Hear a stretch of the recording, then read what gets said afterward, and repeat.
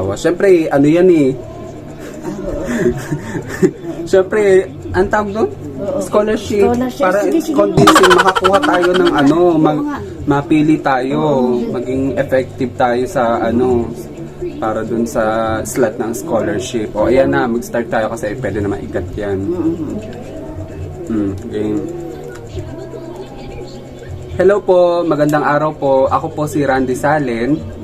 Ako po ay nag-a-apply for scholarship para po makapagpatuloy po ulit ng pag-aaral sa kolehiyo para po sa panibagong kurso po na kukunin ko. Nandito po sa tabi ko itong alaga namin, si Chuchay, at saka yung guardian po namin, yung nagpalaki po sa akin, si Tita Nining.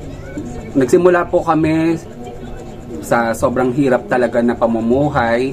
Kami, nung mga maliliit pa kami, tinaguyod kami ni Titang. Dalawa kami magkapatid. Yung panganay ko na kapatid na lalaki, si Kuya Edward.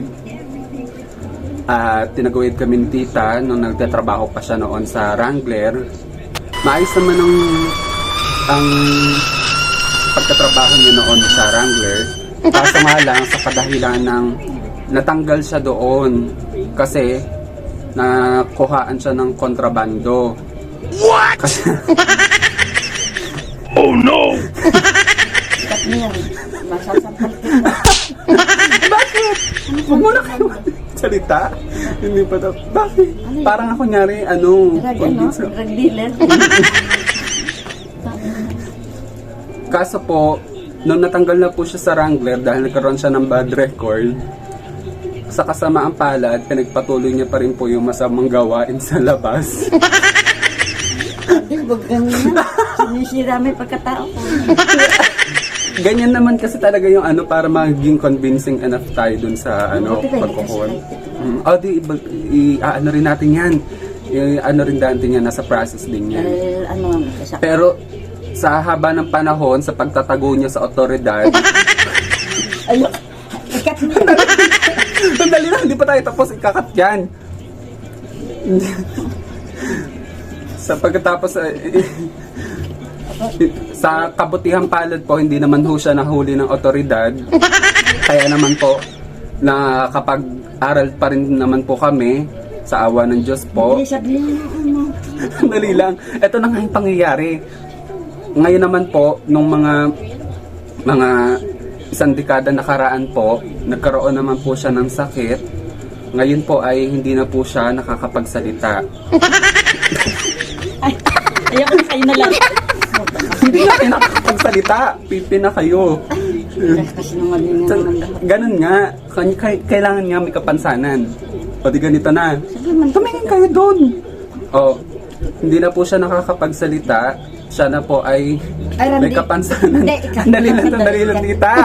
Sandali lang. May kapansanan. Sandali lang.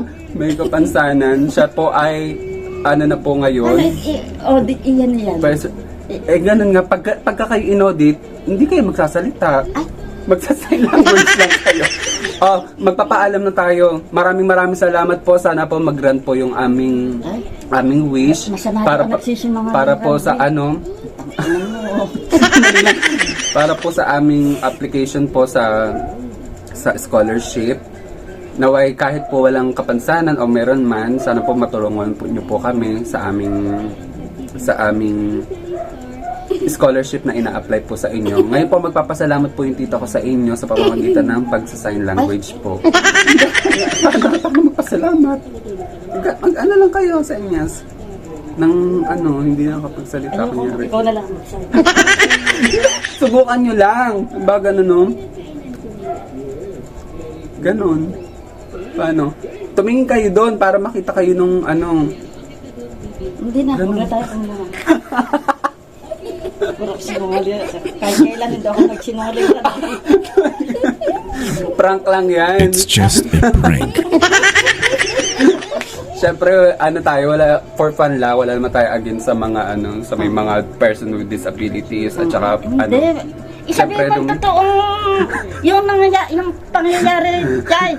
Ba't sasabihin mo, drug addict ako? Wala naman talaga. Wala naman talagang walang application. Sinira mo pagkatao ko.